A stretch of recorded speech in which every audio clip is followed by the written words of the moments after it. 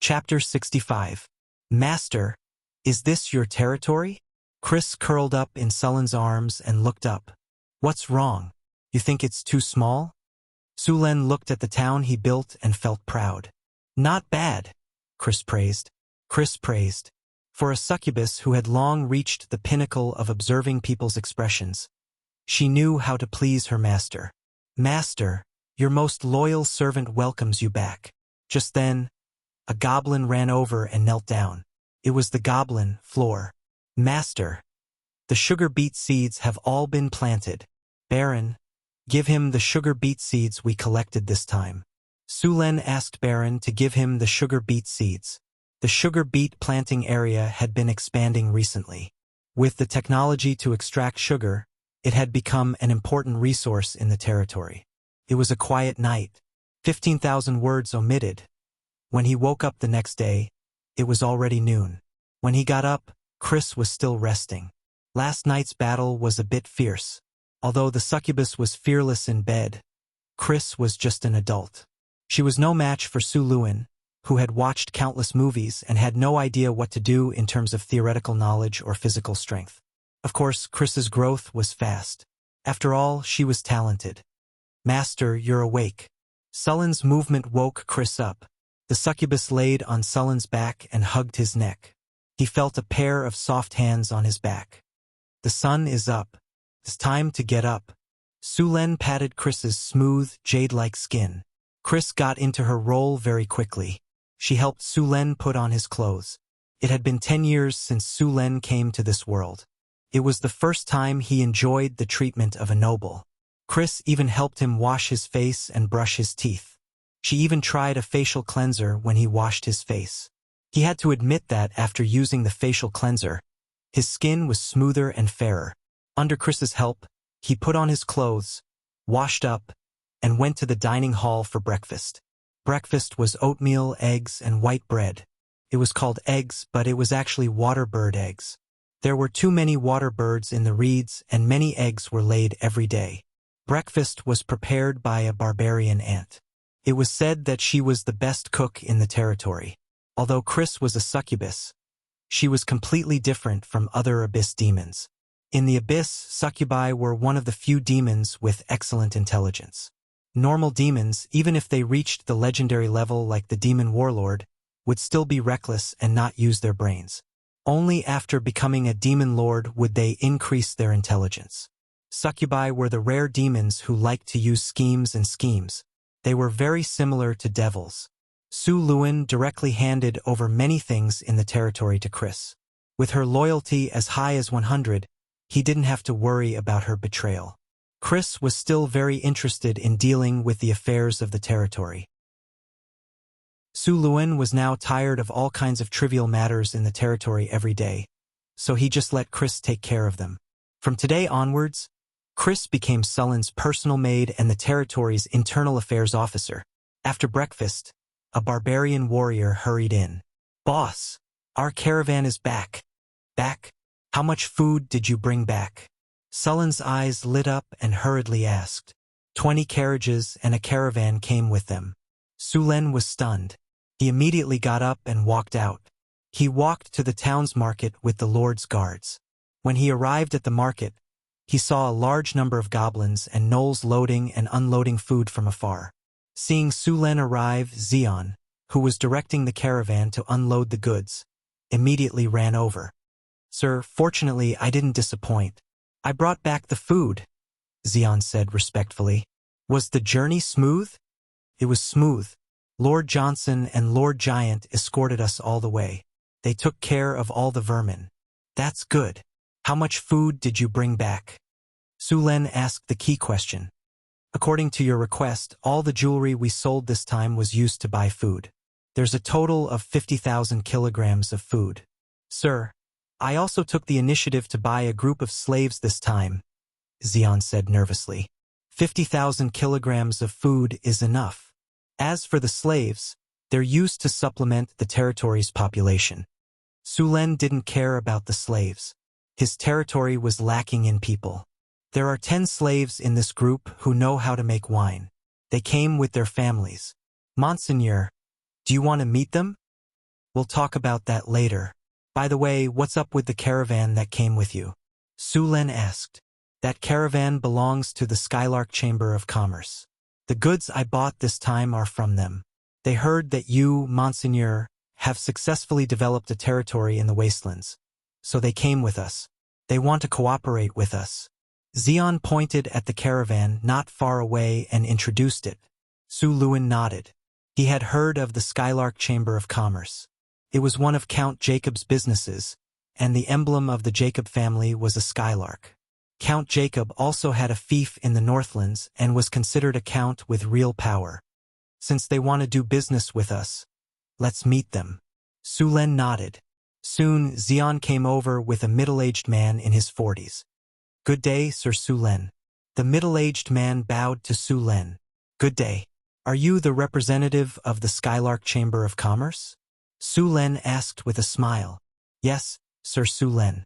I am the representative of the Skylark Chamber of Commerce, Robert, the merchant said respectfully. Your warriors are very brave and powerful. Of course, they are the best warriors. Su Len brought Robert to a meeting room in the market. A servant brought them tea. What business does the Skylark Chamber of Commerce want to do with us? I heard that your territory produces fine iron weapons, so I want to buy some. Of course, if you need anything, you can also order from us. The Skylark Chamber of Commerce has trading stations all over the Kingdom of Florence. We can provide you with all kinds of goods, Robert said respectfully. You want to buy weapons? Sure, someone will discuss the price and style with you later. Su Luan nodded and agreed to trade with them. Thank you very much for your generosity. We have prepared 2 carts of food as a gift for you. Please accept it. Robert's attitude was very humble. It seemed that he had seen the strength of Johnson and his barbarian warriors on the way here. Your Excellency Su Luan, our caravan has brought other goods this time. Is there anything you need? Make a list of your goods and send it to me. If I need it, I will send someone to buy it. Su Len nodded. P.S. Thank you to 9 Sniper SSR, The Unknown World, People Who Don't Know, Tyrant Baby for the 100 Chidian coins. Thank you to Goodwill Lies for the 200 Chidian coins. Thank you to Heavy Dragon Rider for the 500 Chidian coins. Thank you to Desert Bandit for the 1000 Chidian coins. Chapter 66. Su Len did not directly take out the white sugar to trade with the Skylark Chamber of Commerce. In his eyes, white sugar was a luxury item. White sugar was different from salt. It was fine even if ordinary people did not eat sugar, so sugar was basically prepared for the nobles. Robert's caravan brought a variety of daily necessities. In addition to a small amount of food, there were also wine, tea, and so on.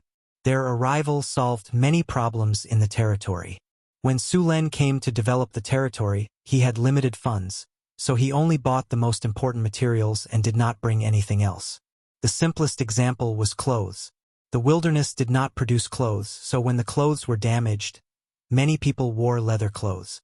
These things were hard and smelly, uncomfortable to wear, and smelled bad. Before Robert came here, he deliberately learned about the situation in Sullen's territory from Xian. Then he prepared the goods, which were naturally very popular. Poor Su Len had already run out of money for the first few purchases, so he could only barter to buy Robert's goods. Fortunately, the blacksmith had made a lot of armor and weapons during this time, so he could trade with Robert. Robert was very curious about Northgard Castle. It was a small town about 300 miles away from Blackstone City.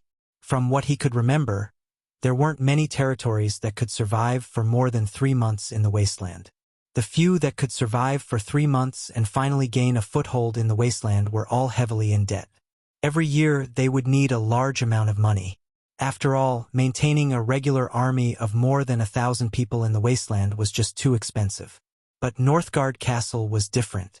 After arriving here, Robert's first impression was that it was clean and orderly.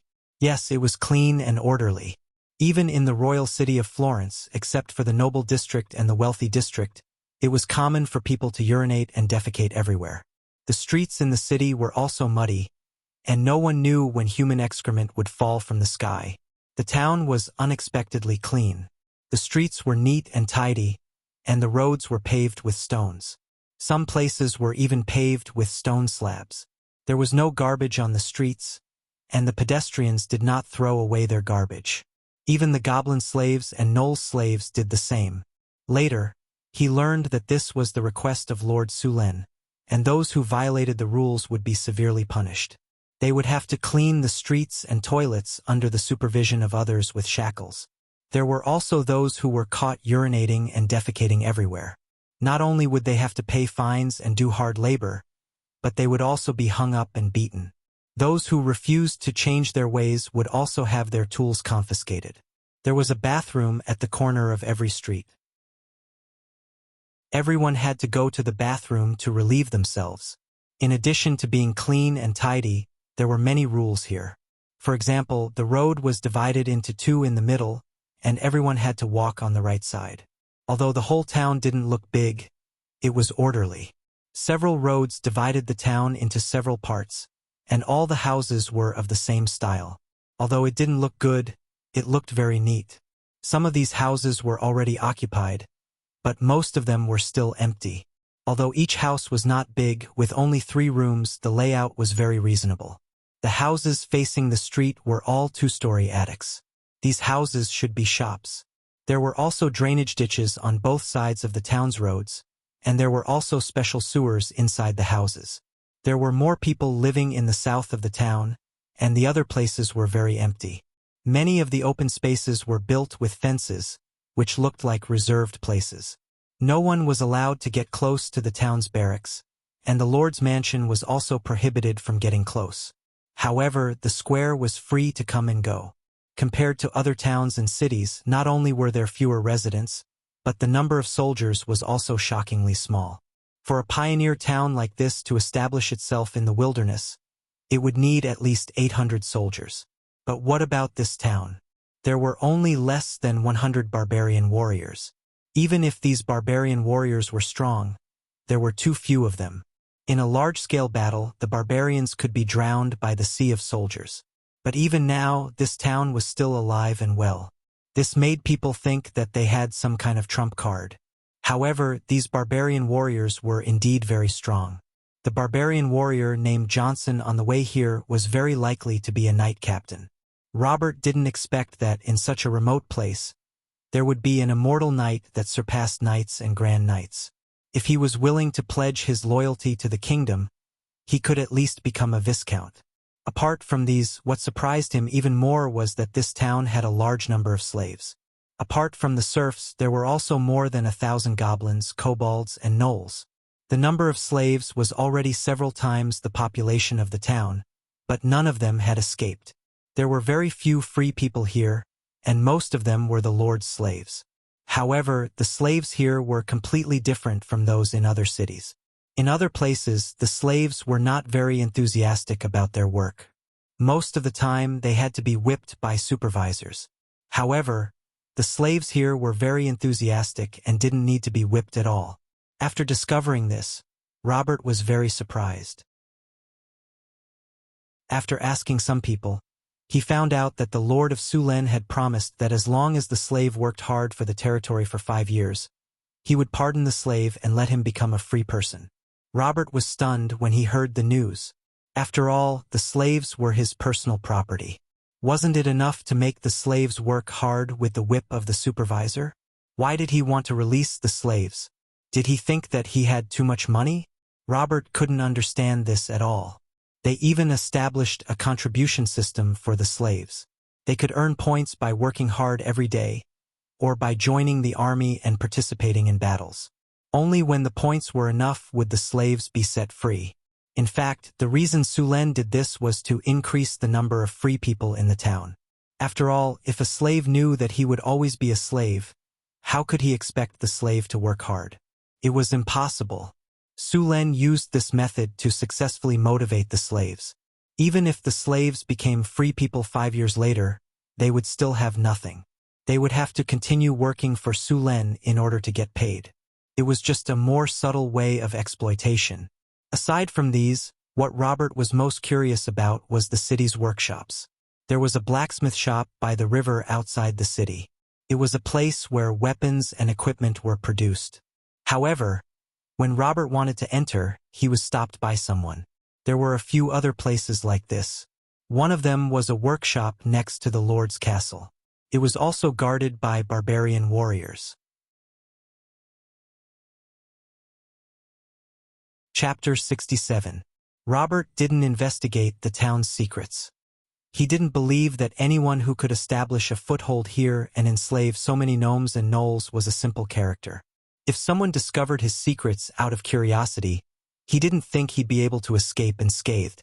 After all, there were at least 8, if not 10, merchant groups that went missing in the wilderness every year. In a place like the northern wastelands, there was no need to destroy the corpses after death. The gnomes, gnolls, and gnolls in the wilderness would destroy all traces. What surprised Robert was that the person in charge of the territory was Sullen's personal maid. She was also very beautiful. Robert swore that she was one of the prettiest women he'd ever seen in his life. Also, he'd traded the goods with her at the lowest price. During the negotiation, he'd been led by the nose. In the end, he'd agreed without thinking. By the time he'd realized it, the goods had already been traded. Sulen was lying in a rocking chair, sipping the black tea he'd just bought from Robert. Chris was wearing a black and white maid outfit. She knelt to Sullen's right. The loose maid outfit didn't look bloated on her at all. Her tall and slender body was faintly discernible under the skirt. Her white skin looked like beautiful jade. She had an elegant temperament. She was completely like a well-educated noble lady. This is all the information on Robert? Sulen took a sip of the black tea and chuckled. Yes, master. This Robert has already told me about how he peeked at the neighbor's sister bathing when he was young. Chris gracefully took the teacup and refilled Sullen's. Since we know his background, then let's deal with him, Sulen said after some thought. Other than selling some white sugar to Robert, have Xion take the merchant group to Cult. I need to let more people know about white sugar. Yes, master, Chris said respectfully. Sulen looked at Chris with interest. Looks like you're adapting well. Does master like it? Chris tilted her head and smiled seductively. Not bad. Sulen smiled. By the way, don't put milk and white sugar in the next tea. Chris found Sullen's request a little strange. To be honest, she had just made the black tea, and it tasted a little bitter. For this reason, she even asked Robert how to drink black tea. Then, according to the way the nobles in Florence drank their tea, she added fresh milk and sugar into the cup of tea to make it sweet, thick, and smooth. But judging from Sullen's expression, he didn't like this kind of tea. Chris didn't know what was so good about the bitter black tea, but Sulen liked it very much. How much sugar did Master sell to Robert this time? Chris asked. How much sugar do we have in total? Last night, there were 600 bags of white sugar in the warehouse of the sugar refinery, and each bag was 1 kilogram. Sell him 50 kilograms of white sugar, and the price is 50 kinder per kilogram, Sulen said after thinking for a moment. Then he put down the teacup and stretched. After this transaction, tell Robert to bring some daily necessities next time. Clothes, blankets, pillows, and so on. If you need anything, tell him to bring it. Ever since he came to the wastelands 2 months ago, he had almost forgotten the large velvet bed he used to have. Now that there was a sugar trade, he naturally wouldn't let himself suffer. And with Chris as his housekeeper, Sulen was finally freed from the tedious and repetitive labor. After listening to Chris's report, Sulen went to the training field in the Lord's castle. This was a field he had specially built for daily training. Ever since he came to this world, he rarely stopped his daily training. Although the daily training didn't give him much experience, it could increase his weapon proficiency. In the system, when a weapon's proficiency reached a certain level, he would receive a sure-kill skill. These sure-kill skills were very powerful, and unlike skills that consumed magic, they could be used with just a bit of stamina. Sullen's weapon of highest proficiency was the spear, followed by the longsword. He only touched on the other weapons slightly. After all, his energy and time were limited, and it was impossible to raise the proficiency of all weapons. When the space was small or indoors, he was used to using the longsword. Of course, he was best at the spear. Men were born to be good with the spear, and they had a natural talent for it. Moreover, if they trained well with the spear, it would be twice as effective against female enemies. Just look at Chris now. She was very obedient. Mr. Zeon, is there anything Miss Chris wants from me today? Robert grabbed Zeon's hand, and with his other hand, he secretly stuffed a heavy bag of money into Zeon's hand. Zeon shook the bag in his hand, and the pleasant sound of a kinnor rang out from inside. His face bloomed like a chrysanthemum. Brother Robert, don't worry. This is definitely a good thing and a very good thing. After putting the heavy bag of money into his pouch, Zeon led Robert to the Lord's residence. Along the way, Robert was thinking hard about the benefits. He couldn't help but ask Zeon a few times, but Zeon only smiled and shook his head. Soon, the two arrived at the gates of the Lord's residence. Zeon notified the barbarian warrior guarding the gates, and only entered after receiving permission. Beautiful Miss Chris, good afternoon. Robert bowed seriously. He didn't dare to underestimate this beautiful woman now. The deal a few days ago had left him with lingering fear. No need to be so polite, Mr. Robert. Please have a seat, Chris said with a smile, and the whip in her hand cracked loudly. Then a barbarian girl walked in and brought 2 cups of tea. Thank you. Robert sat on the chair, but didn't drink the tea. Instead, he asked directly, Miss Chris, may I know why you've called me here today? There are indeed some matters. Chris leaned lazily on the chair, the bright red fingernails on her slender white fingers particularly alluring. You'll know once you try that cup of tea. Although Robert was a little curious, he still picked up the teacup. The tea was light red, and it was the black tea he had sold not long ago. He blew on it carefully and then took a sip. A sweet taste rushed to his taste buds. This is honey? Robert's eyes lit up. No, honey has a faint sour taste, and this cup of tea is completely sweet. Is this white sugar? Mr. Robert, it is white sugar, Chris said with a smile. This is what we're going to talk about today. How about it? Are you interested? P.S. Thank you, Eat Me Ku, for the 2,000 Chidian coins tip. Thank you, Chong Is Hoi, for the 500 Chidian coins tip. Thank you, Cold Flame, for the 500 Chidian coins tip. Chapter 68. You have white sugar here? Robert asked in surprise. Of course. Chrissy nodded. Didn't you drink it just now? Robert looked at Chris in surprise. This pioneering territory deep in the wilderness actually had white sugar.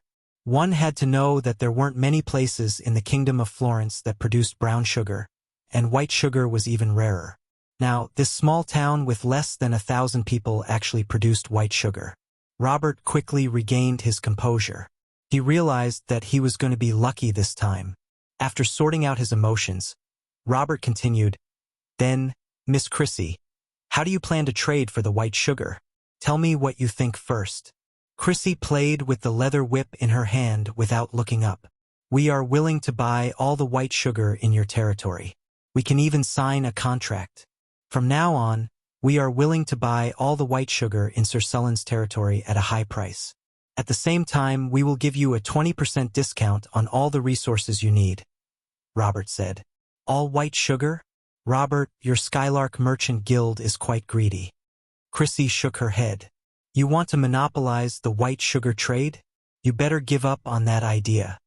Robert wasn't surprised.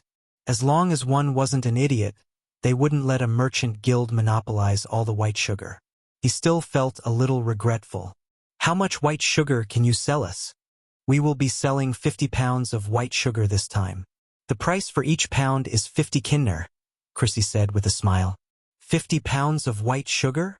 Robert was shocked. 50 pounds wasn't a lot, but Cult City only produced about 60 to 70 pounds of white sugar a year. Now it had doubled. No, 50 pounds is too little and the price is too high. You should know that the price of white sugar in Cult City is 30 kinnor. If we follow this price, we won't be able to earn a single copper. We'll lose money. Robert shook his head. Mr. Robert, do you think I don't know the price of white sugar? Crazy glanced at him and continued. 30 kinner is indeed the market price, but that's the price of white sugar. You should know how much white sugar is distributed, right? 15 caddies a year. That's all the nobles in Calent get. What's the price of the rest of the white sugar? Because the production of white sugar was very low, half of the production of white sugar in the Kingdom of Florence was directly distributed to the nobles. Every noble had a fixed share of the white sugar, and the price of the white sugar was also fixed. There were more than 100 nobles in Calent City. With so many nobles sharing the 15 kilograms of sugar, each person would not even get half a kilogram. This amount was naturally not enough. However, if he wanted more white sugar, he would have to go to the market to buy white sugar. Of course, the price of white sugar in the market was much higher. The lowest price would be doubled. Moreover, the supply did not meet the demand. Besides, do you think we will lack partners? As long as we release the news of the sugar, those chambers of commerce will definitely flock to us, so we need to know where we stand. The white sugar trade had just begun in Northtown Castle. Xian also brought a caravan to Calent City. The development of the territory required a lot of resources and people, and Sulen planned to rely on the white sugar trade. In fact, only with a stable trade could a territory develop. For example, Sullen's territory. If there was a trade, more caravans would come to do business. If the caravans wanted to come to Northtown Castle, they would have to pass through the dangerous wilderness, so they had to hire guards. In this way, each caravan would have at least 100 people. The arrival of these people also increased the consumption of the locals. Soon, all kinds of hotels and taverns would appear in the town. The prosperity of the economy would attract more people. If they wanted to develop here, they would have to buy a property. The houses and land that Sulen built would also become popular. The arrival of these people would also provide a lot of tax revenue for the territory. In this way, Sulen's territory would form a virtuous cycle. Only then could the territory be considered a success. At noon, the people who had been busy all morning were resting. The women and children had already prepared a sumptuous lunch. The barbarian women were not very good at cooking. They were best at stewing. They put all kinds of meat and other food into a big pot, added water and salt, and then simmered until it was ready. The most common food in the territory was potatoes. Fortunately, it was potatoes. Otherwise, with the barbarian women's cooking, the food they made would be a disaster. Potatoes stewed with fish, potatoes stewed with beef, potatoes stewed with lamb, and so on. The barbarian warriors did not have high requirements for food. As for the goblins, kobolds, and gnolls, they were lucky to be able to eat as slaves. Sulen really missed the various delicacies of his past life. After 2 days of rain, the territory became muddy. The 2 days of autumn rain brought a slight chill. Under the Lord's orders, the serfs were seizing the time to farm. The Lord's promise gave the serfs hope again.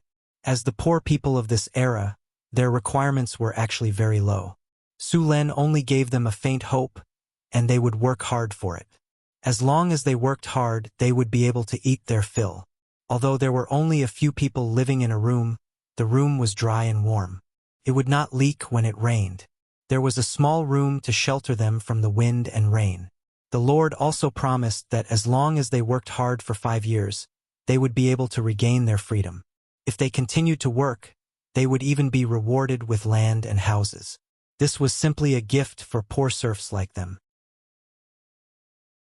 At the beginning of autumn, after the continuous autumn rain, the heat in the air had mostly dissipated. The potatoes planted in the fields had already sprouted. The first batch had already grown green leaves. These potatoes were the food for the northern castle to survive the winter. Other than these, the most common thing in the northern castle's warehouse was dried salted fish. These dried salted fish were specially made to replenish meat during the winter. There were also some dried meat that was already made. However, with the arrival of autumn, there would be less and less weather suitable for drying fish. The northern castle was now recognized by the system. Some of the resources near the territory were also included in the system. On the system's strategic map, there were not many resources marked in Sulen's territory. They were wood, iron, and fish resources. The other resources that were not found were not listed in the system. Currently, The only things that could be traded in the territory were various iron weapons and white sugar. As for wood, Sullen's territory was too far away from Blackstone City. It would be a loss to ship them there. P.S. Rolling on the ground, please recommend me.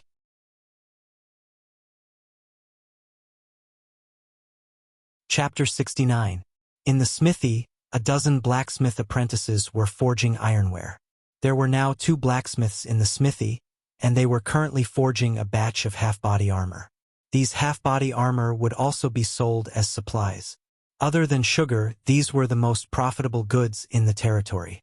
Robert's caravan had brought 20 half-body armors and 40 battle axes. Similarly, the furs accumulated in the territory were also given to them to be sold. There were also some special furs among these furs, the furs of gnolls. The merchants of this era were definitely filthy. In any case, Sulen couldn't accept the furs of gnolls, but in Robert's opinion, the furs of gnolls were the easiest to get rid of. These furs were very popular in the black market. The height of the gnolls made them easy to make into leather coats, and the fact that they came from a humanoid creature made it even easier to process them. As for the fact that these furs came from a humanoid creature, no one cared at all. If Sulen was a little more greedy, he would have at least 1,000 or 2,000 furs from the gnolls he hunted before. Sulen brought a few barbarian warriors to the iron mine in the northeast of the territory. Yesterday afternoon, Sulen received a message saying that some gnolls had been discovered near the iron mine. There were only 10 barbarian warriors guarding the iron mine, and they couldn't spare any manpower to clear out the gnolls. Although the addition of the bear tribe had doubled the number of barbarian warriors, as the territory developed, there was still a shortage of manpower. The ships flowed down the river. With the ships, it was much more convenient to travel from the territory to the mine. Sullen's territory didn't have many warhorses, so they couldn't form a cavalry. Moreover, the barbarians were all tall and large, and their weapons and equipment were over 200 kilograms. Ordinary warhorses couldn't carry such heavy loads for long-distance raids. The ships flowed down the Whitewater River, and after half an hour, the group of people landed at the dock of the mine. There was already a barbarian warrior waiting at the dock. After a simple rest, Sulen led 10 barbarian warriors to the wilderness northeast of the mine. 2 barbarian warriors cleared the path with their axes, cutting down the dense bushes that obstructed their path. The rest of the barbarian warriors were vigilantly observing their surroundings. The wilderness was lush with vegetation. In many places, the weeds had grown to a height of 2 to 3 meters. It was very suitable for hiding. The barbarian warriors surrounded Sulen in the middle. In such an environment, it was very easy to sneak up on him. The weeds blocked his line of sight. Not far away, he could hear the sounds of some beasts running away in fear. There were many wild beasts in the wilderness, but the number of magical beasts was very small. Most of them had their own territories. In fact, the current territory of the human countries was cleared by the elves in the previous era. It was not until the elves returned to the elven forest that the land was occupied by other races. Later on, under the leadership of the human heroes, the humans defeated the orcs, drove out the giants and other races, and finally occupied the land. The earliest human nobles in this world were all heroes of the ancient times. Of course, they were heroes before they became nobles. Almost all of the pure-blooded ancient nobles in this world were descendants of those ancient human heroes. Of course, since the end of the Second Era, the number of nobles among the humans began to increase. It was also from that time that human kingdoms appeared. After walking for about an hour in the wilderness, their field of vision widened. The soil under their feet also turned into sand. This environment was not suitable for plants to grow. When the plants were not so lush, Sulen suddenly found a valley. Let's go check out that valley. The best place to live in this wilderness was the valley. If the gnolls were really here, it was very likely that they lived in this valley. The group continued to walk toward the valley. After about 10 minutes, Sulen suddenly smelled blood. Blood! It seems that we've found the right place. Smelling the blood in the air, Sulen signaled everyone to stop. He told everyone to spread out and guard the entrance of the valley. Sulen planned to catch all of the gnolls in one fell swoop. Seeing that the barbarians had spread out, Su Len gestured for everyone to move forward again. Then everyone moved toward the entrance of the valley. When they got close to the entrance of the valley, Sullen's expression was a little strange. The valley was unexpectedly quiet. A gust of wind blew, but other than the smell of blood, there was no movement inside at all. Su Len frowned and told everyone to stay where they were. Then, he ordered an agile barbarian warrior to carefully approach the entrance of the valley and sneak in. After a while, the barbarian warrior stood at the entrance of the valley and waved at everyone. Su Len then led everyone into the valley. As soon as they entered the valley, the smell of blood was several times stronger. Frowning, Su Len walked in. Soon he saw a messy scene. This was indeed a gathering place of gnolls. Looking at the scale, there were at least 500 gnolls. However, it was now completely destroyed. In the center of the valley, there were more than a dozen bonfires of various sizes. Beside the bonfires were a large number of gnoll remains. The flesh on the remains had been eaten clean. Even the hard skulls had been smashed and the brains inside had been swallowed. Su Len frowned and looked around. There were at least a few dozen gnoll remains here. There were not many traces of battle in the gathering place. Other than the gnoll remains, there were no other corpses found. Obviously, the difference between the two sides was huge. The gnolls did not even cause any casualties. Of course, it was also possible that the attackers took away the bodies of their companions when they left. However, judging from the traces at the scene, the probability of that was very low. The attackers were very strong. Many parts of the gnoll's bones were crushed. This kind of injury was usually caused by a blunt weapon, most likely a mace. The same was true for the gnoll skulls. The huge force directly crushed the skulls. This kind of strength was not inferior to the barbarian guards at all. The attackers ate the bodies of the gnolls. Although there were many races in the wilderness that had the habit of eating humans, there were not many races that could completely crush the gnolls. For example, swamp giants, frost giants, ogres, and so on. Although they were different races, they had one thing in common. They were not easy to deal with. Swamp giants and frost giants belonged to the giant subspecies. They were powerful creatures from the mythological era before the First Era. They were powerful creatures that were as strong as gods. However, after the mythological era ended, the powerful giants disappeared. Most of the giant subspecies only inherited their thin bloodline.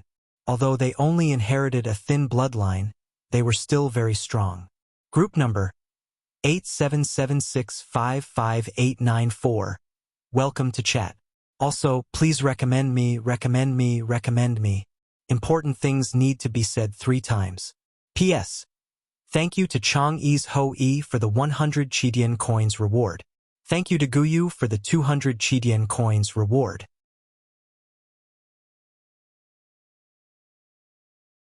Chapter 70. There were many types of giants, including sea giants, mountain giants, frost giants, swamp giants, cloud giants, and several tens of other types. There was also a huge difference in their strength.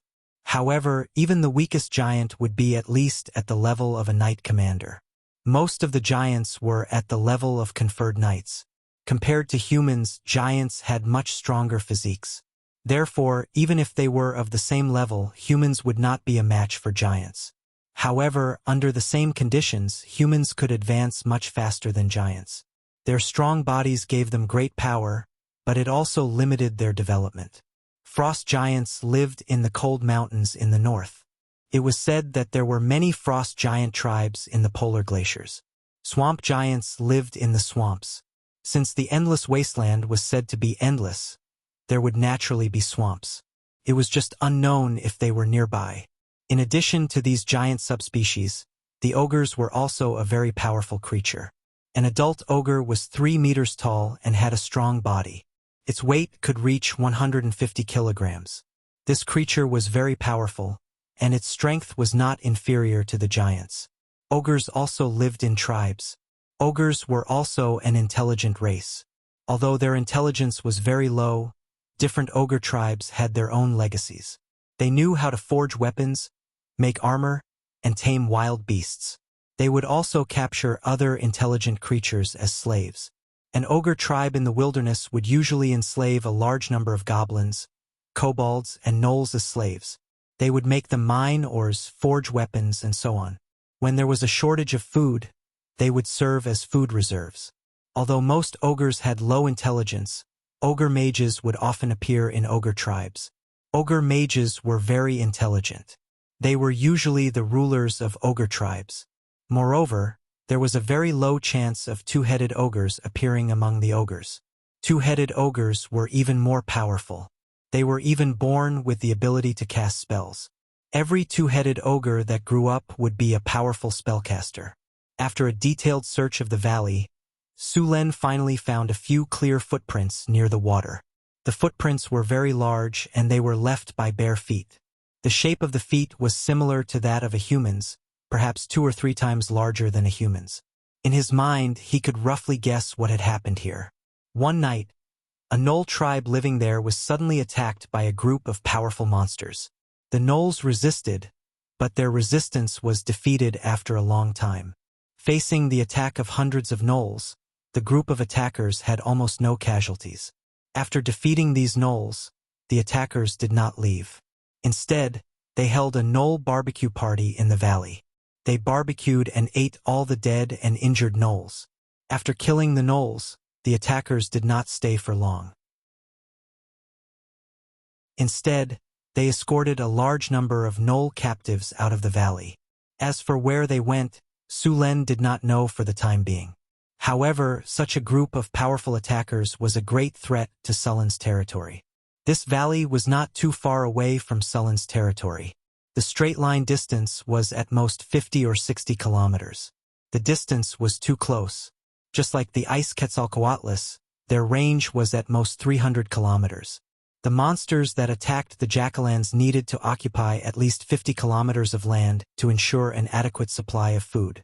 Judging from the scene, these attackers were carnivores. In other words, once they lived here, Sullen's territory would be the biggest threat, so Sulen had to get rid of this group of attackers. Sulen released all the barbarian warriors to look for clues. These barbarian warriors were very powerful. Even if they encountered the monsters that attacked the Jackalans, they would not be in danger for a while. Even if they were besieged, they would be able to hold on until Sulen arrived. After scattering to look for clues, Sulen sat at the entrance of the valley and waited. Soon, about 10 minutes later, a barbarian warrior found some clues. After all, these attackers left with hundreds of Jackalan captives. With so many people, they must have left a lot of clues. When all the barbarian warriors returned, Sulen followed them to look for clues. The place where the clues were found was not far from the valley. It was located in the south of the valley. When the group arrived, they found many footprints here. The direction of the footprints was south. The group did not delay and followed these footprints to the south. With hundreds of people walking, a new road was created, so Sulen and the others moved very quickly. After walking along this road for about half an hour, Sulen suddenly found a flag. It was made of a pair of stones, about 1 meter tall. There was a wooden pole in the middle with a Jackalan skeleton on it. On the pile of stones below, there were also some sharp wooden stakes that pierced the skulls of other humanoid creatures. Seeing this symbol, Sulen understood that it was a group of ogres who attacked the group of Jackalans. The pile of stones in front of him was a symbol of the barbarians. This meant that this was the territory of the ogres. They were the masters of this territory. If other races entered here, it would be trespassing on their territory. Just like how Sulen would build beacon towers and stone signs at the border of his territory, the barbarians would also leave these in their territory. An ogre tribe. Sulen rubbed his chin. It seemed that he could move his body again. Ogres were not friendly to most races. After all, they liked to eat all kinds of intelligent creatures. In their knowledge, there was no trade at all. If they needed something, they would just take it. In their knowledge, humans who entered their territory were food. Sulen looked at the symbol. The soil was still very new, so it should have been built a long time ago. This ogre tribe should have moved here recently. Perhaps this ogre tribe was defeated by other tribes, or perhaps their original territory could no longer support them. In any case, they were now near Sullen's territory. If one wanted to occupy a piece of land in the wilderness, one could not just leave a mark here. One had to defeat all the surrounding tribes and force them to acknowledge one's existence.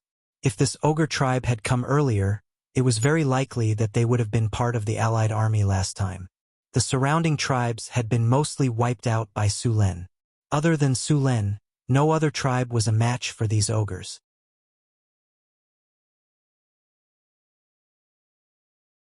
Chapter 71. There were many monsters in the wilderness. Even in the southern countries, goblins and kobolds could be found far away from the cities. The reproduction ability of goblins and kobolds was too strong. A pair of goblins could give birth to 12 to 20 goblins in a year. It was the same for kobolds. It would take at least 20 years for a human warrior to grow up and become a qualified warrior.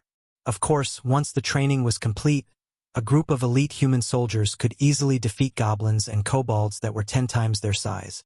Humans had even less of an advantage against the ogres. Ogres ate meat from birth and grew much faster than humans. If it wasn't for the lack of food, the number of ogres would have multiplied by several times. It was also because of the small number of ogres that humans were able to drive them into the wilderness. Sulen went around the flagpole and continued to advance towards the ogre camp. Since the ogres had captured a large number of gnolls as slaves, it meant that they would build a tribe here. After entering the territory controlled by the ogres, Su Luin and his party became much more cautious. The ogres were not weak like the goblins, kobolds, or gnolls. A single adult ogre warrior could easily take care of a small group of human soldiers.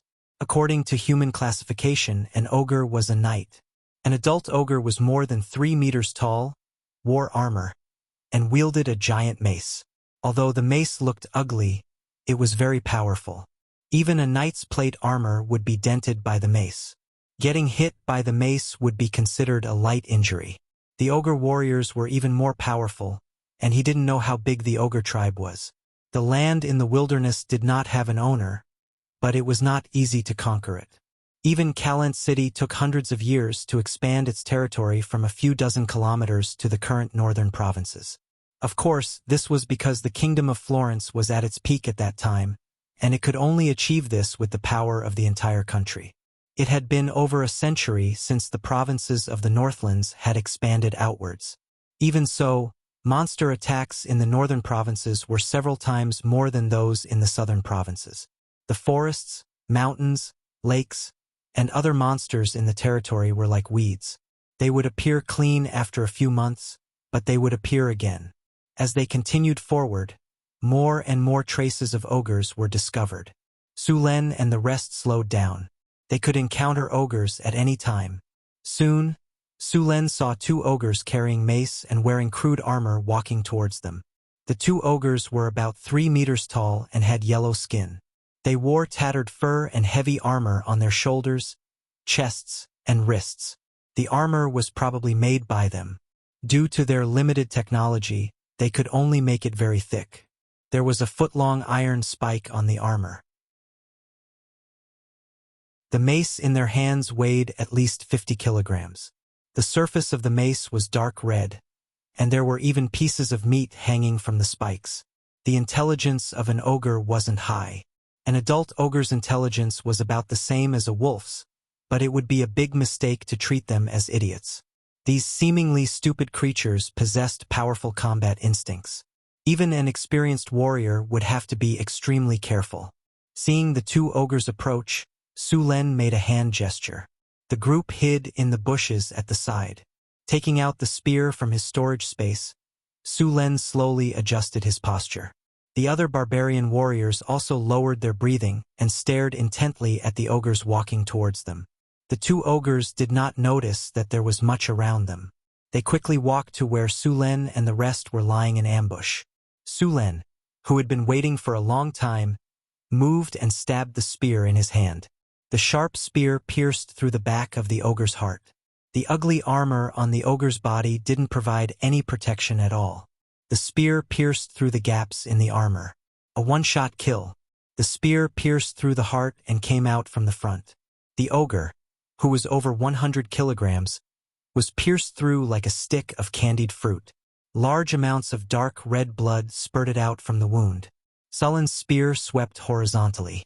The heavy ogre's body was like a giant sandbag as it slammed into the other ogre that was about to charge over with its mace. Bam! The corpse of the ogre sent the other ogre flying. Its large body rolled a few meters on the ground. Before it could react, a giant axe came crashing down on its head. Smelly blood splattered. The ogre's ugly head spun and rolled to Sullen's feet. Stepping on the ogre's head, Su Len shook his spear and shook off the blood on it. After the barbarian warriors dealt with the two ogre corpses, the group continued to explore the depths of the wilderness. Su Len was prepared to find the ogre's camp and destroy it. He did not want to have a ticking time bomb near his territory. If he did not get rid of these ogres, he would not be able to sleep well. After dealing with the ogre corpses, Su Len and the group continued forward. This time, they did not take the path that the ogres had opened. Instead, they took a detour. Not long after they walked, there was movement in front of them again. "It's the gnolls," a barbarian warrior said in a low voice. Pushing aside the weeds, Su Len quickly discovered the group of gnolls. It was a small group of gnolls. There were only a dozen of them. They had tamed 3 aardwolves and a dozen goblins and kobolds as slaves. The group of gnolls seemed to be in a difficult situation. There were no young gnolls in the group. All of them were adults. It was obvious that they had survived a battle. They were probably the ones who had lost. These gnolls were lucky to have escaped. Su Len was not going to be polite with the experience points that were delivered to him. He gestured at the barbarians, and the barbarians quietly crept forward. "Charge!" The barbarian warrior's figure appeared from the bushes. In an instant, he crossed a dozen meters and swung the giant axe in his hand across the waist of the gnolls. The sharp battle axe cut through the muscles, broke the spine, and split the gnolls in half. The sudden attack of the 10 barbarians did not give the gnolls any chance to fight back. They were killed by the barbarian warrior in a breath's time. The remaining goblins and kobolds were scared out of their wits. They scattered and tried to escape. Whoosh! Hand axes flew out. The goblins and kobolds did not even manage to run a few steps before they were hit in the back or the head by the sharp hand axes. The sharp blade of the axes almost completely sank into their bodies. The battle was over in a breath's time. P.S. Thank you for the 3,500 Chidian coins tip. Thank you for the 1,000 Chidian coins tip. Please recommend me. Please recommend me. Please recommend me. Important things have to be said 3 times. Thank you for all the tips you've given me during this period of time. I'll add more chapters today. Omega.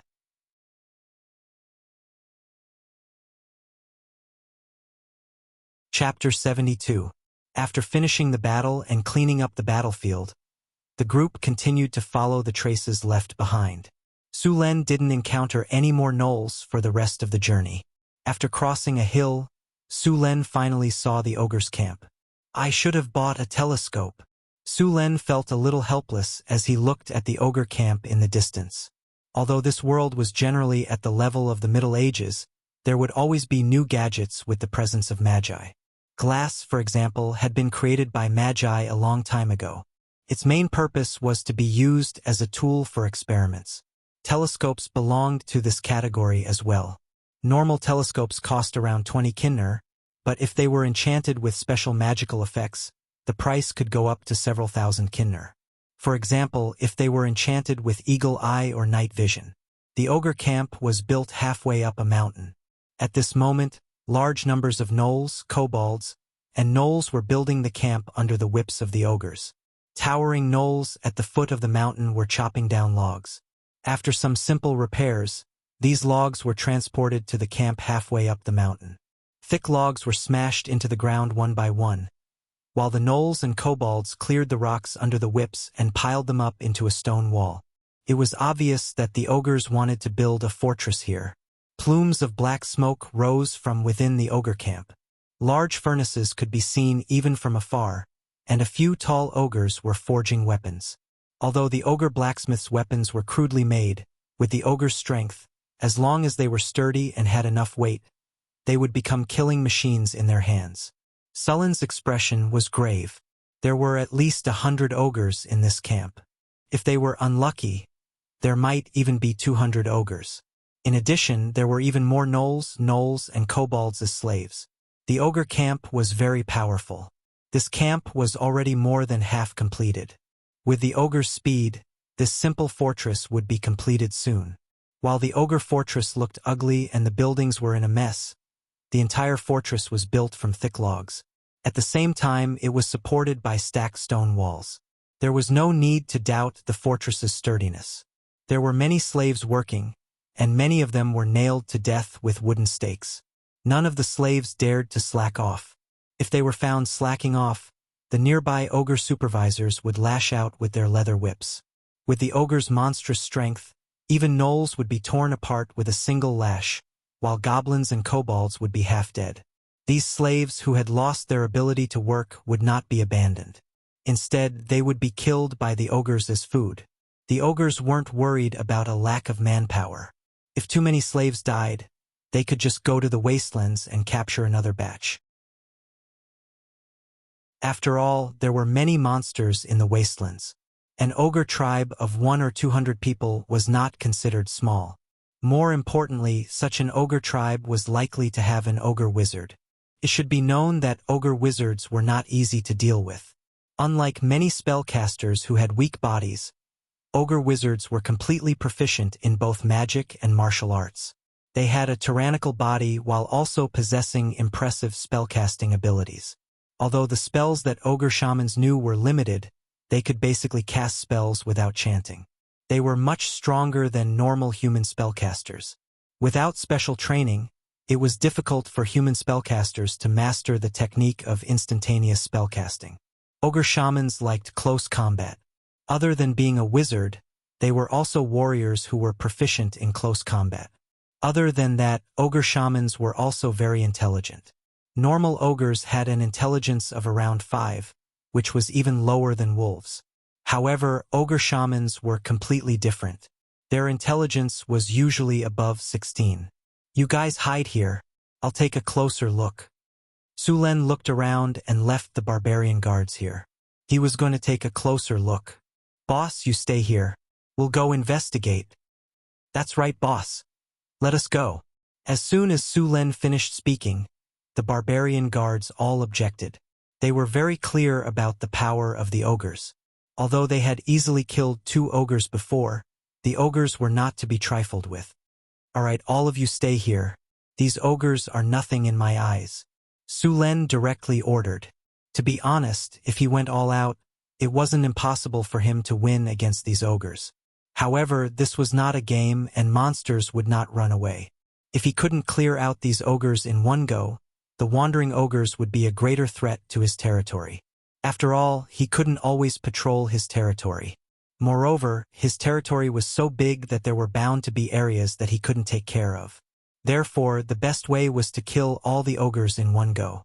Sulen put away his spear and disappeared into the bushes. Although the ogres looked dumb, they were not slow. Moreover, ogre shamans could use bloodthirsty berserk. This berserk was even scarier than the barbarian berserk. Although the ogres would be weakened for a longer period of time after going berserk, very few people could survive it. With the help of the bushes, Sulen quickly made his way to a spot about 200 meters away from his feet. At this point, it would be difficult for Sulen to get closer. The ogres were not as unprofessional as the gnolls. They had long since cleared away the weeds near the camp. After observing for a while, Zhao Fu's heart sank. The ogre tribe in front of him was a powerful enemy. Apart from the ogre warriors, there were also many ogre warriors. These ogre warriors were much larger than their own kind and used battle axes. Moreover, the battle axes in their hands were larger and heavier than the ones used by the barbarian warriors. Apart from the battle axes, they were also equipped with cast iron armor, throwing spears, and heavy flying axes. According to human standards, these ogre warriors were already at the level of Grand Knights. Most of Sullen's barbarian guards were at this level as well. However, there were only 71 barbarian guards in total, while there were at least 50 ogre warriors here. On the other side of the camp, there were a few large arrow porcupines in a large metal cage. These were one of the few wild beasts that the ogres had tamed. The arrow porcupines were 3 meters tall and had thick skin. They had 2 sharp fangs in their mouths and a few sharp spikes on their backs. Once they charged, they were like small bulldozers. Even the heavy cavalry of the human empire would not be willing to clash with them.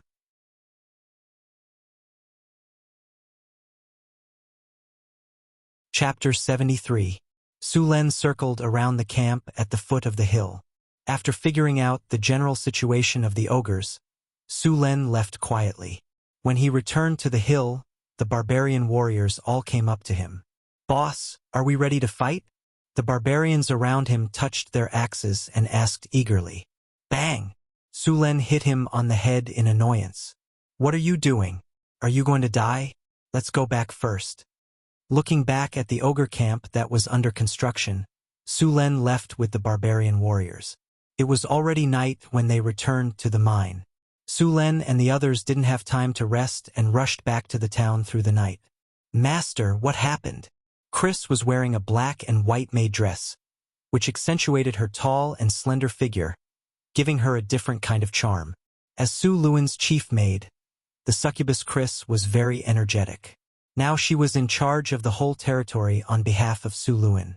Both barbarians and other humans were in awe of her. "There's an ogre tribe near our territory. This is a huge threat to the safety of the territory." Chris came to Sullen's side and helped him take off his coat. "Ogre tribe? Master, are you going to chase them away this time? Can I go and help?" Chris asked as she hung Sullen's coat on the hanger. "Yes, they're already building the camp. We need to deal with it as soon as possible. If we wait a few more days and the ogres really finish building the fortress, the losses will be huge." Su Len reached out and rubbed Chris's head. "Arrange things tomorrow. I'll take you with me." Su Len was very optimistic about Chris. After all, after being strengthened by the hero model created by herself, her strength was second only to Su Len in the territory. The main thing was that her advanced charm talent was too strong. Even Johnson might not be immune to it. In addition to her demon summoning, she wasn't afraid of fighting a group or one-on-one. When Su Len first handed the matter to Chris, the barbarian guards still had objections. Su Len then let Chris fight with them. During the duels, Chris would summon 1 to 5 demons and then hide behind the demons with her leather whip. From time to time, she would cast a few spells to harass them. Even Johnson couldn't handle it. If the barbarians were to gang up on her, it would be even easier. Chris's advanced charm could easily make half of the barbarians betray her and then gang up on them. After this battle, no one in the territory objected anymore. Not only was Crazy's strength impressive, but she was also very good at managing the territory. In the past, there were goblins, kobolds, and gnolls who could take advantage of the negligence of the management to slack off. Now they were all obedient to her. She could work during the day and warm his bed at night. Such a capable and durable maid was exactly what Su Len needed.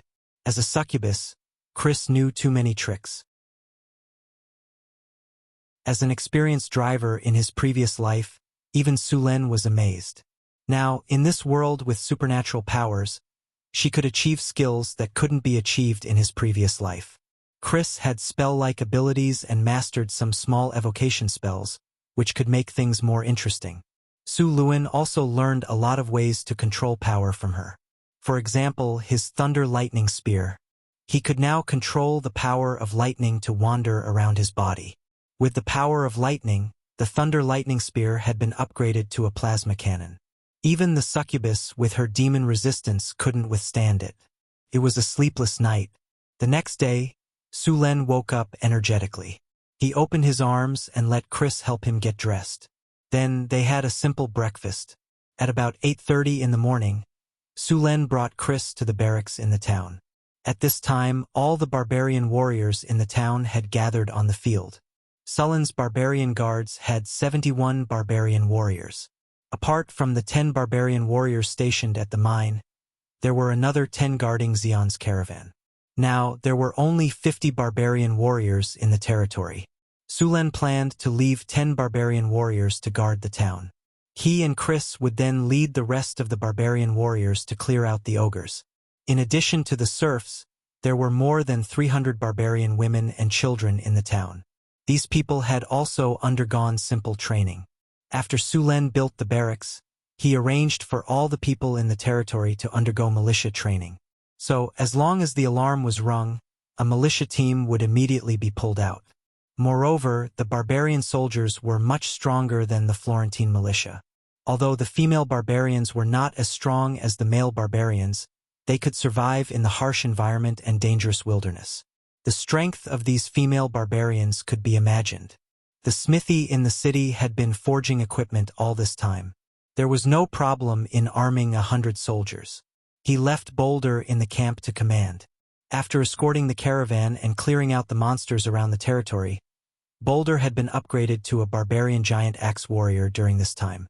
After handing over the safety of the territory to Boulder, Sulen went to the tower of the territory and dismantled the 8 ballistae. He was going to bring the ballistae with him for this attack. The ballistae were not light. Fortunately, these barbarian warriors were all big players. Each of them could share some of the load. If it were humans transporting the ballistae, they would not be able to move it without a few carriages. After the preparations were done, Sulen took the team to the Whitewater Port's ship and went down the river to the mine's wharf.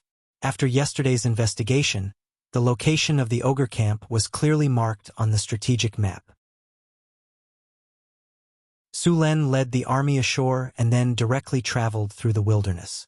After several exterminations by Sulen and the ogres, the number of goblins and gnolls had decreased by a lot. Along the way, the gnolls and goblins would turn tail and run when they saw Sulen's team from afar. After traveling for some distance in the wilderness, Sulen once again saw the war flag that marked the territory of the ogres. Destroy it! Sulen directly ordered the barbarian warriors to destroy the war flag and the stone altar below it. Bang! The pile of stones was pushed down and the flagpole was cut in half. Sulen led the army forward. The success rate of a night attack against the ogres was very low. This race was born with night vision, and the barbarians did not have an advantage in fighting in the dark. Thus, Sulen planned to attack openly. With him and Chris, he was confident that he could win even if they were outnumbered by the ogres. Although they were carrying a lot of weight, the barbarian warriors did not move slowly. Around noon, Sulen could already see the hill where the ogre camp was. Sulen did not continue to approach. If he did, he would be easily discovered by the ogres. Even a barbarian would be tired after such a long journey, so he needed to rest and eat something.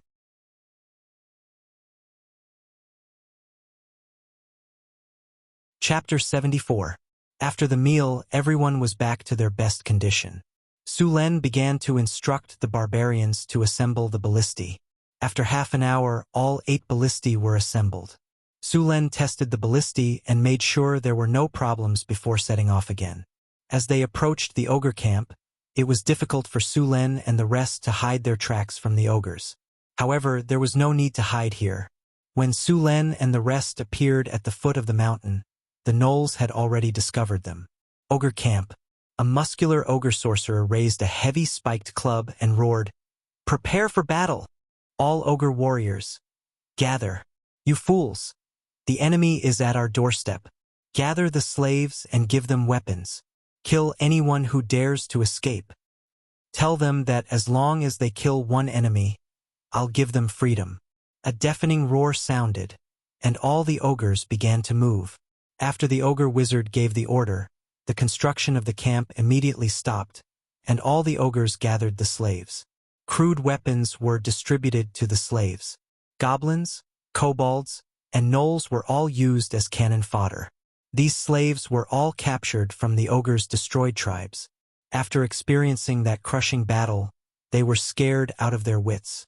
Even if they had weapons, they didn't dare resist.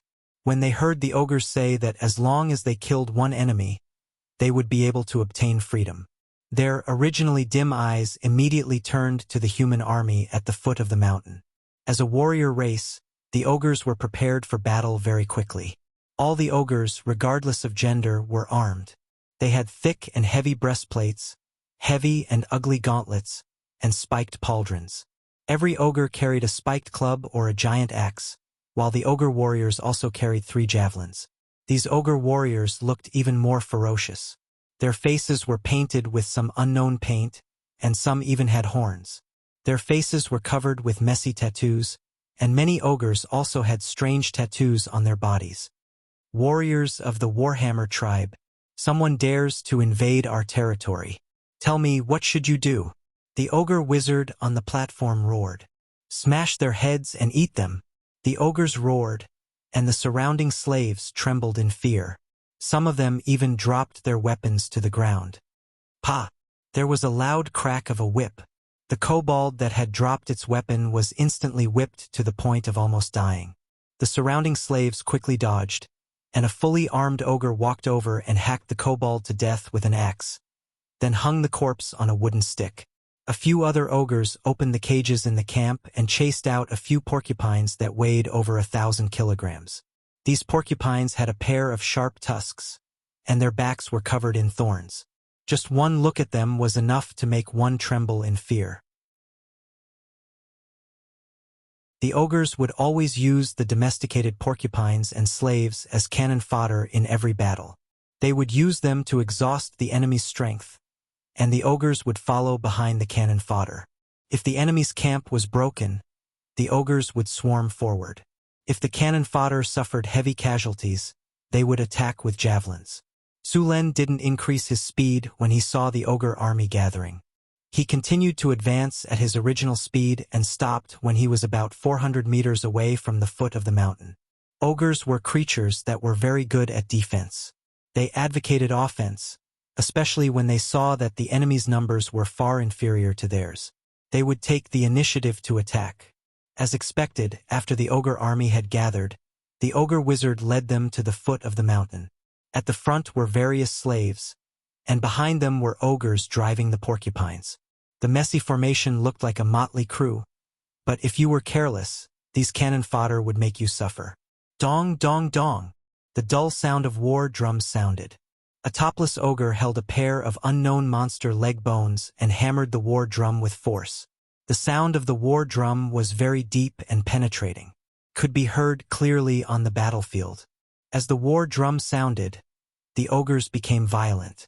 The slaves at the front seemed to have gained courage at this moment, and they all waved their weapons and screamed. Sulen frowned slightly. When the war drum sounded, he felt a wave of mana. It wasn't strong, but it covered the entire battlefield. The ogre's actions were likely the result of the war drum. Humans! The ogre wizard stood on a wooden platform and roared. This is the territory of the Warhammer tribe. You dare to attack Wizard Kaladin's tribe? I will kill all of you and imprison your souls in the abyss until the end of the world. Wind! Sulen said coldly. He pulled the reins and came to the front of the battle formation. At this time, Sulen had already put on the beast face armor and held a 2-meter-long spear. Ogre! Sulen pointed with his spear. I don't care what wizard Kaladin you are. Get out of this land immediately. Otherwise, I will kill all of you. Sulen's body was dancing with lightning, and his voice was like thunder on the battlefield. The ogre wizard was not afraid at all. Humans, you have successfully angered me.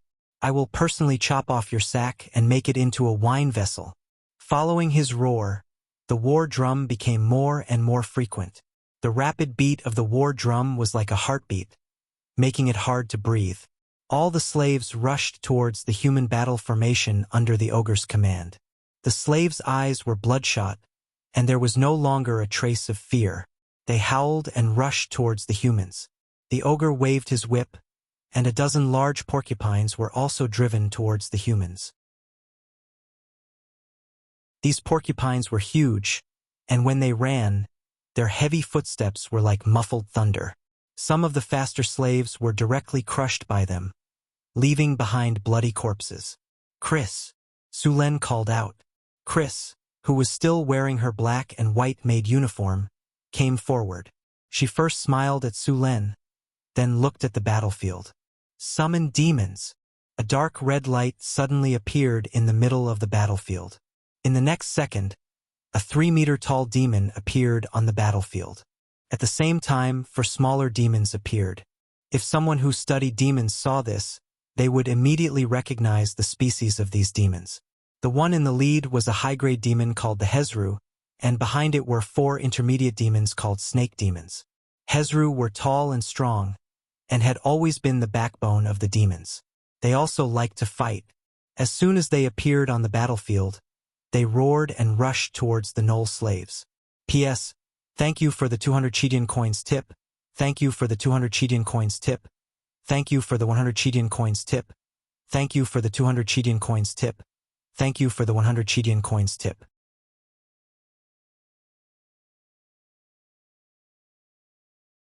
Chapter 75. Hezru were high-grade demons, but they didn't have high intelligence and were easily controlled by succubi.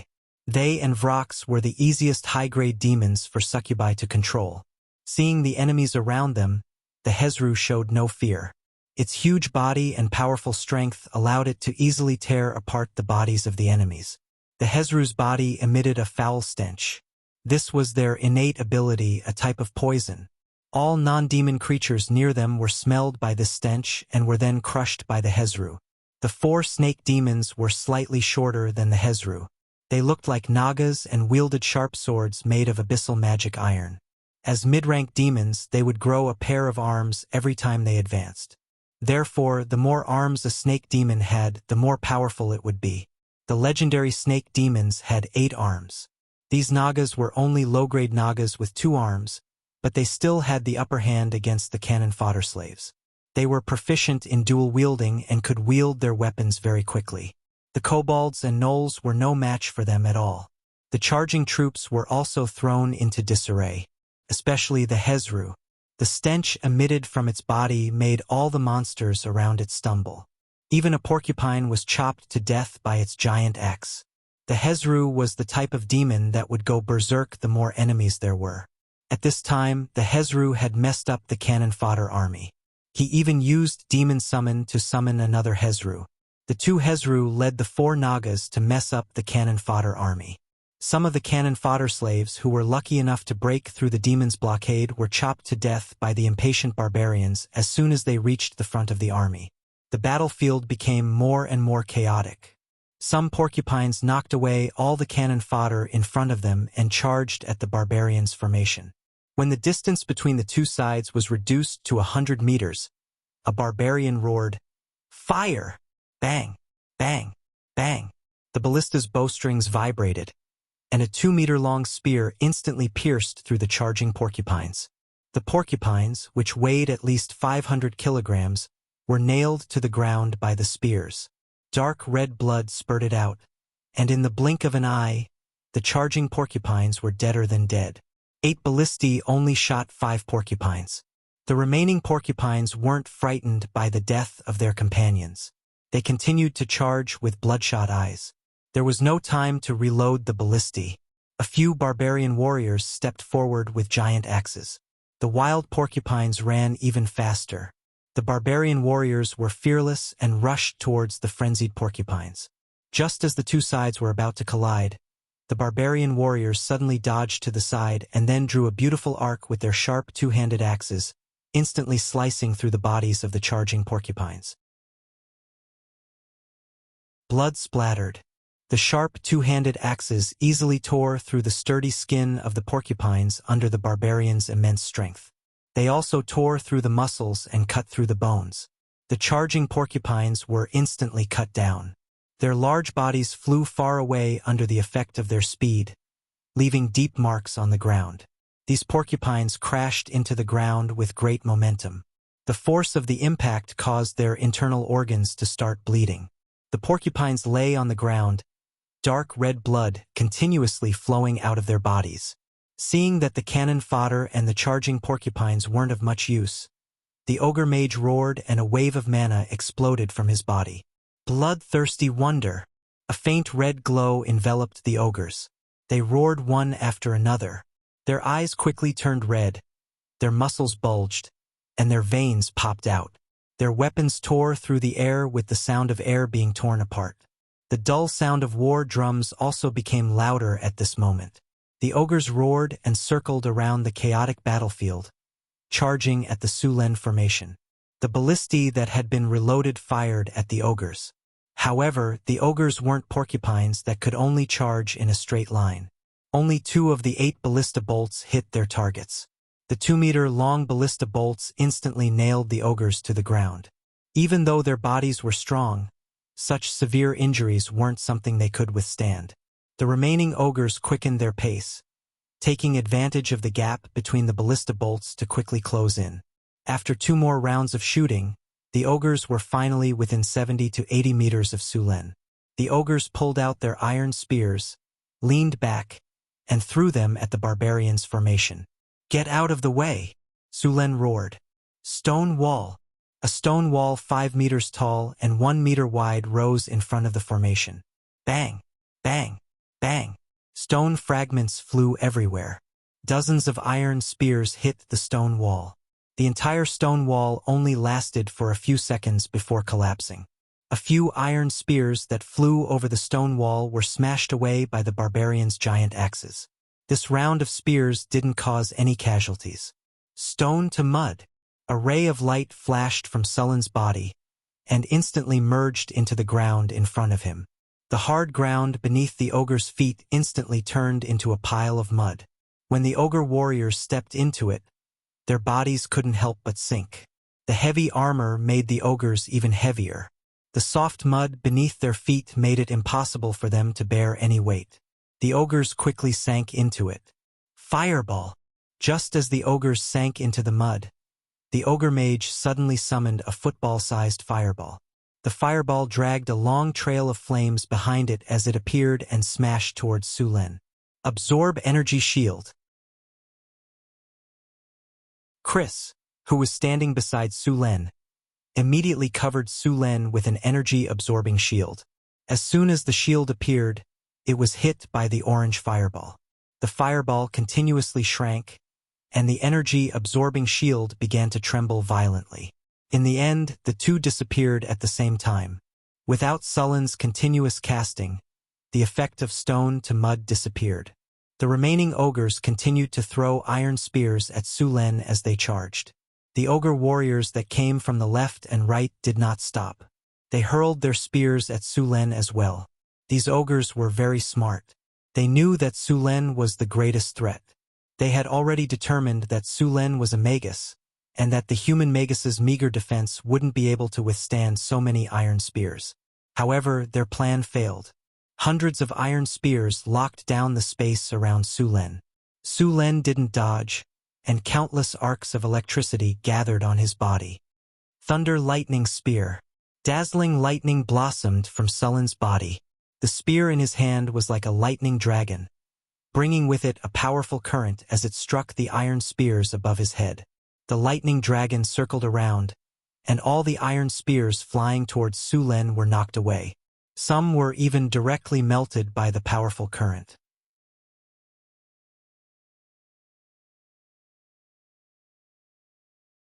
Chapter 76. The ogres had completely lost their rationality after activating Bloodthirsty Berserk. Apart from not attacking their comrades, they would kill anyone they saw as their target. The ogres grew even more furious after the 3 rounds of javelins had failed. An army of over 100 ogres quickly charged forward. The ballista was quickly loaded under the control of the barbarian warriors, and then 2 to 3 meter long bolts were fired one after another. The powerful bolts directly pierced through the ogres' bodies. Even with the protection of their heavy armor, it was useless.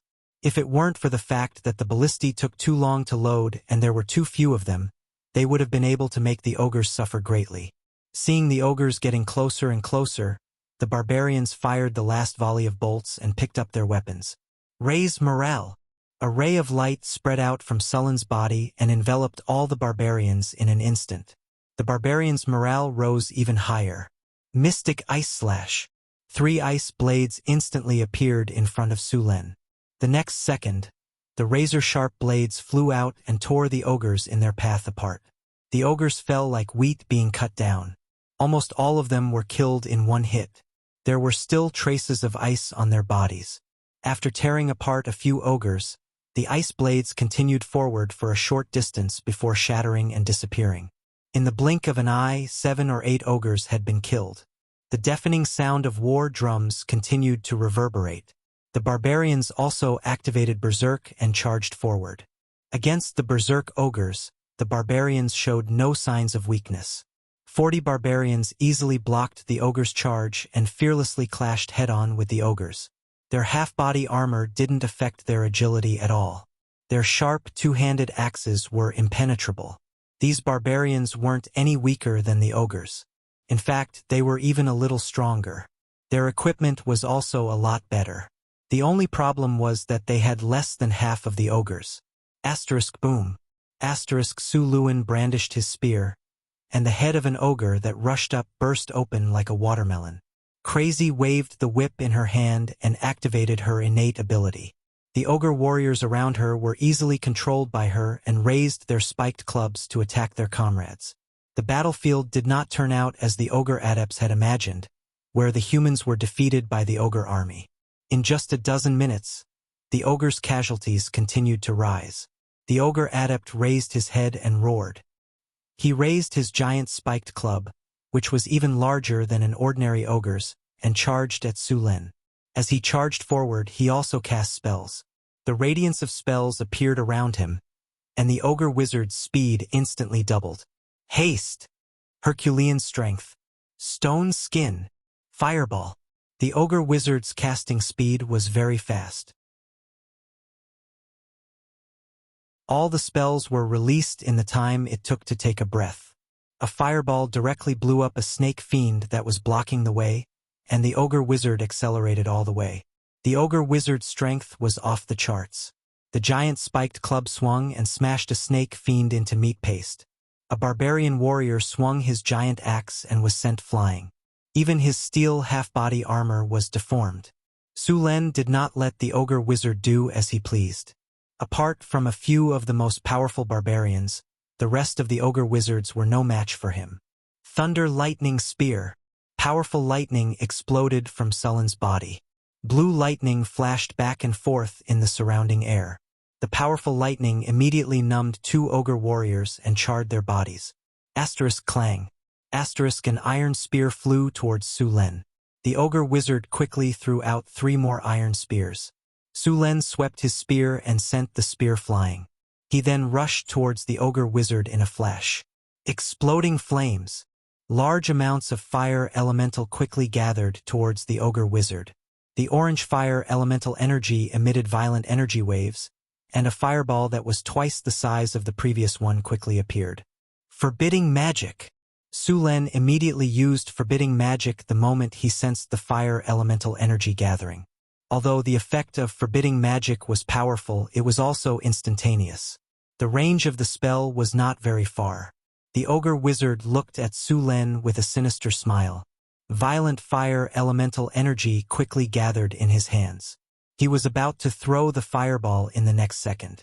However, at this moment, a surge of energy suddenly shrouded him. The elemental energy that he was so familiar with suddenly became difficult to control.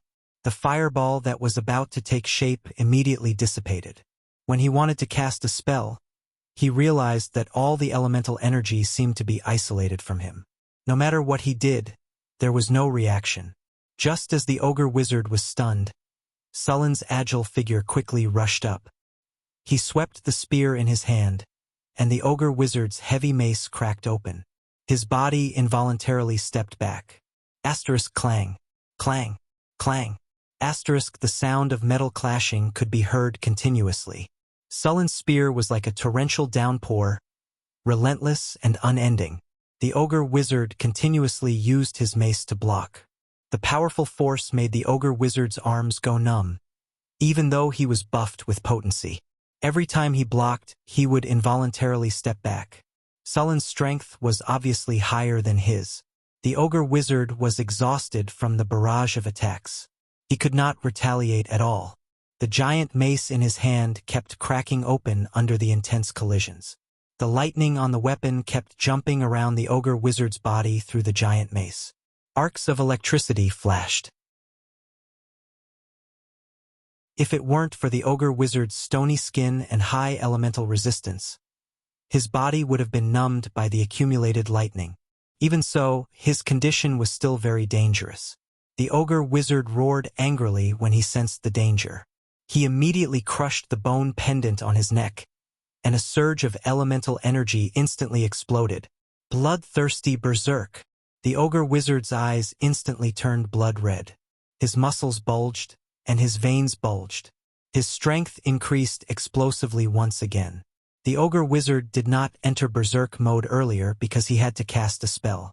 When he realized that he could not cast any spells, he immediately unleashed the berserk spell that was sealed in his tools. The ogre wizard's physical strength increased exponentially in berserk mode. However, this increase came at the expense of his rationality. After casting potency and bloodthirsty berserk, the ogre wizard finally managed to block Sullen's attacks. Though his strength was still inferior to Sullen's, he was no longer in a one-sided situation like before. After clashing with Su Len once more, the two figures finally came to a stop.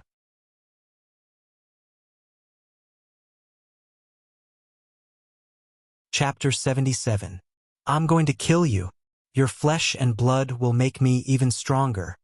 The ogre sorcerer roared in anger. His muscles bulged, and his veins bulged like dragons, making him look even more ferocious and terrifying. Su Len was expressionless as he coldly looked at the ogre in front of him. Lightning constantly danced around his body, and the powerful lightning energy resonated with the elemental energy in the air. Lightning constantly flashed in the air. Your head will become part of my collection. I'll hang it on the gates of my territory. The ogre mage roared and charged at Su Len again. On the other side of the battlefield, the barbarian warriors and ogres were in full swing. Both sides were warriors with thick skin and powerful strength. Compared to the ogres, the barbarian warriors were a bit stronger, but the ogres had an absolute advantage in terms of numbers. But with Chris, the situation was different. Chrissy flew into the air. Around her, 2 ogre warriors and 4 ogre warriors were madly attacking the other ogres. The sudden betrayal of these ogres caught the other ogres off guard. 3 ogres died on the spot, and 2 more were heavily injured. More ogres were thrown into chaos. Crazy's innate ability to sow discord was at the highest level. Soon, the ogres became even more chaotic. With Crazy's help, the barbarian warriors didn't suffer too much damage. Ogres didn't have a sense of teamwork, and neither did barbarians. Although Su Len had taught them many times, these barbarians could only be rash when their blood rushed to their heads and they went berserk. An ogre's bone-shattering hammer swept across, but the barbarian warrior didn't back down. He swung his 2-handed axe in a roundhouse chop. The sharp axe spun with great force and directly broke the ogre's bone-shattering hammer. Then, without slowing down, the ogre's arm was cut off. The spinning axe was like a large windmill, barbarically breaking through all obstacles. The heavy armor on the ogre warrior's body didn't protect him at all. The barbarian warrior's axe directly chopped off the ogre's head. Blood splattered everywhere, and the watermelon-sized head flew high into the air. After finishing his whirlwind slash, an ogre sent him flying before he could even regain his balance. The battlefield was completely entangled. Be it the barbarians or the ogres, both sides fought without any formations or formations. However, the barbarians were like fish in water. While the ogres had the advantage in numbers, they still couldn't gain the upper hand. In reality, the main battlefield was still Su Len and the barbarian wizards. Bang! Su Luen's figure flashed, and his long spear swept out with a lightning aura. The layer of stone skin on the ogre adept's body was easily torn apart. The ogre wizard didn't seem to care about his injuries at all. He held a battle axe in his other hand and swung it at Su Luen. Su Luen blocked it with his long spear, but he was still pushed back a few steps. A deep dent was left on the body of the spear, which was made of stainless steel. No one knew when it started, but a patch of dark clouds drifted in from the sky. A gentle breeze blew across the battlefield, bringing with it a chill and traces of moisture.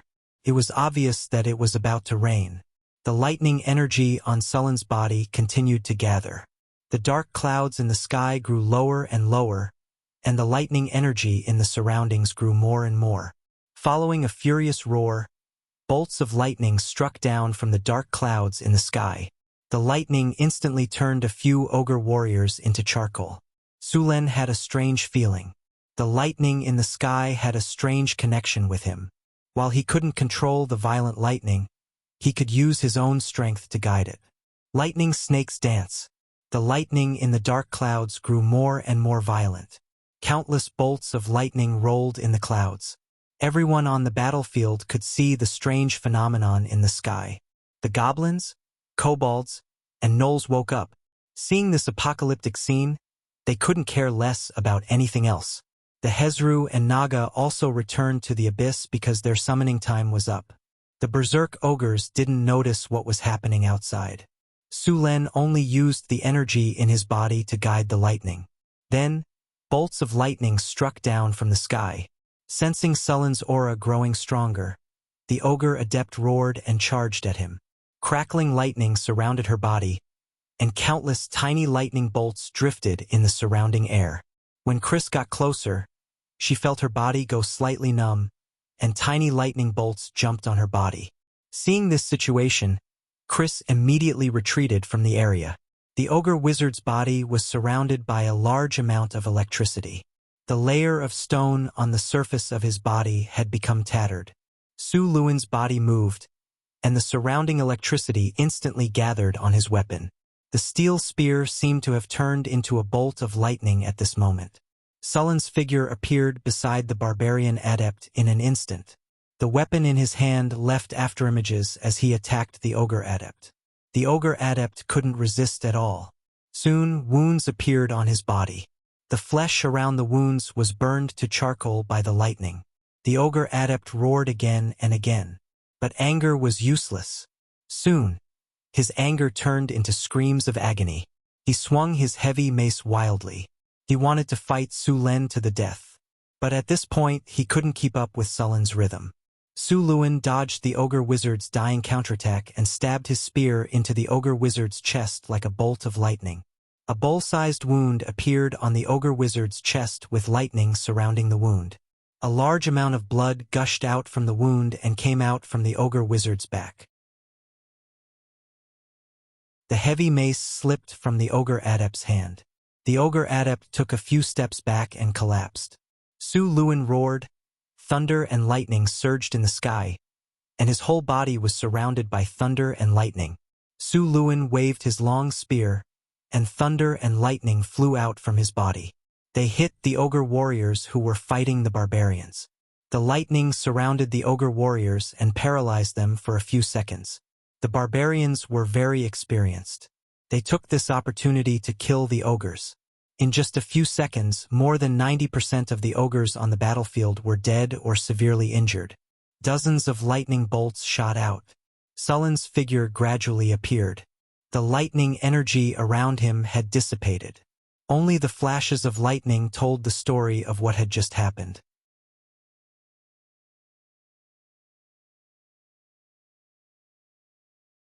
Chapter 78.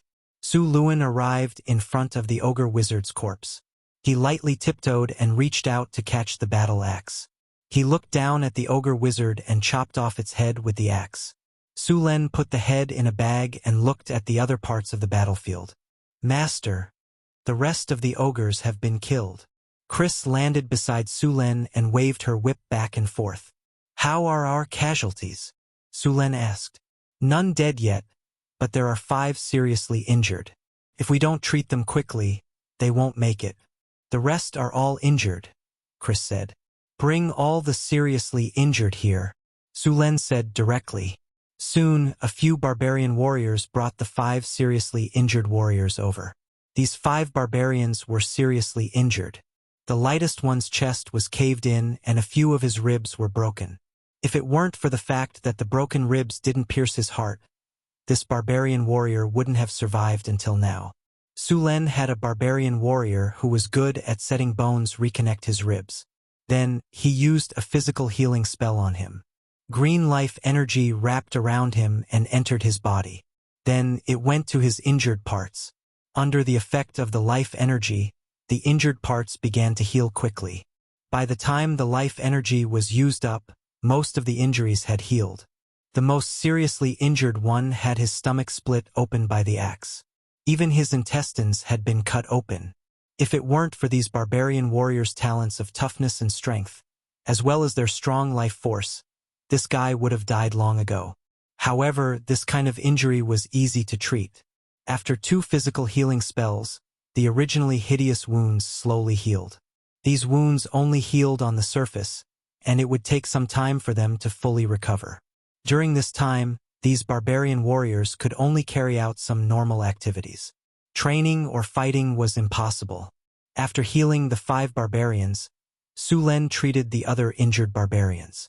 At this time, a light drizzle fell from the sky. Su Len had the others clean up the battlefield while he looked at the rewards of this battle. You've won a huge victory. You have defeated an ogre warhammer tribe with a wizard. Your name has spread far and wide in the wastelands. Your name has a certain degree of deterrence to other wastelands races. Your prestige +2. The battle is over. You have received 26,385 EXP. Congratulations, host.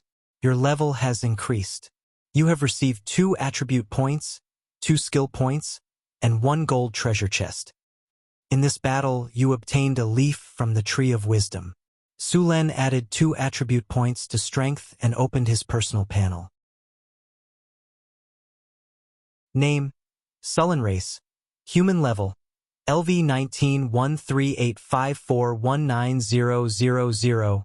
Strength: 37 Dexterity, 29 Spirit, 24 Physique, 29 Charm, 19 Commander, 63 Characteristics: Talent Valiant, Thunderbolt, Pegasus, Advanced Sturdy, Advanced Tenacity, Calm, Elemental Affinity, Iron Will Skills, Dark Ice Slash, Thunder Lightning Spear, Physiotherapy, Life Healing, Crimson Flame, Forbidden Magic, Mechanical Control, Stone to Mud, Morale Boost, Beginner, Ultimate Skill, Whirling Cherry, Great Mastery, Heroic, Master, Torrential Rain, Advanced, Weapon Proficiency, Swordsmanship 160, Spearmanship 185, Archery 98, Throwing 83, Equestrian 130. Thunder Lightning Spear.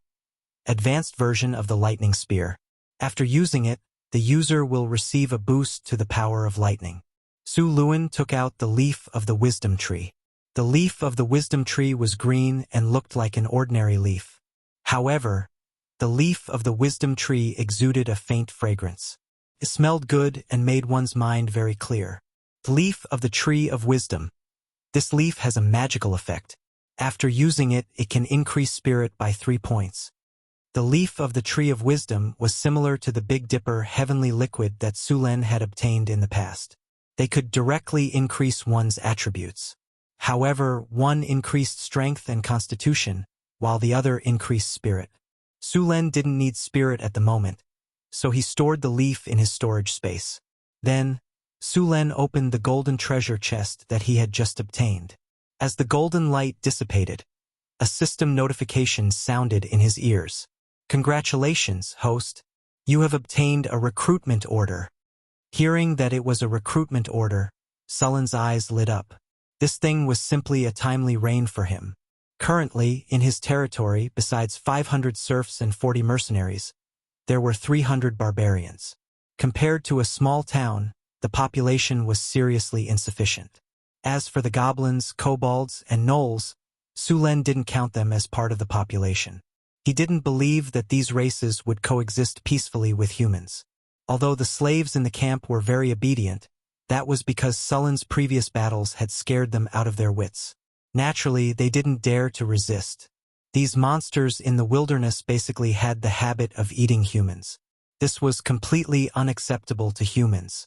In reality, whether it was humans, dwarves, barbarians, half-elves, half-orcs, elves, centaurs, and other races, these monsters could only be slaves in Sullen's territory. The development of his territory required a large number of people.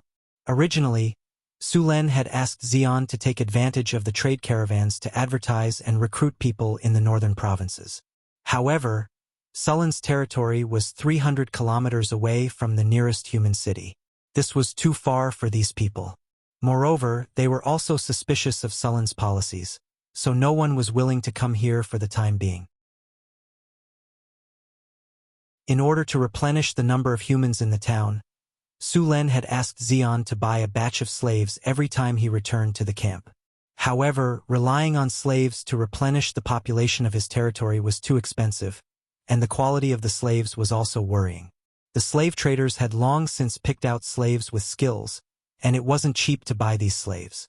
Now that he had this recruitment order, although it couldn't completely solve the lack of population, it was still very good for recruiting people.